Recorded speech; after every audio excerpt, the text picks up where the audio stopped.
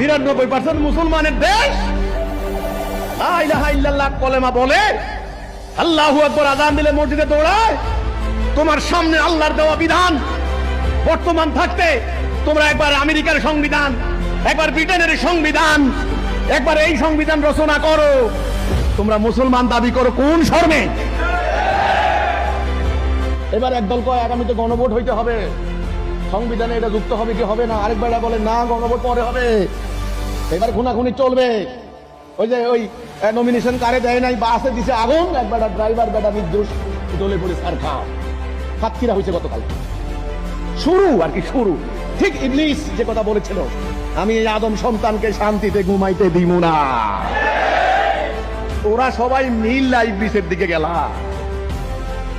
তাইলে এখন দুনিয়াতে চলতেছে কার দিন?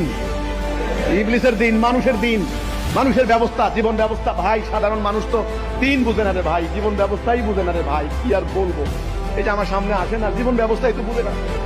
খালি লম দৌড় দিয়ে খালি ভোটে তো সিল মারো ভাই, সিল মারো। দিন মাইরা তুই যে মানুষের দিন কায়েম করলি, ওরাও কাফের, তুইও কাফের। মুসলমান কি মানুষের দিন মানতে পারে? মুসলমান কার দিন মানবে? আল্লাহর দিন।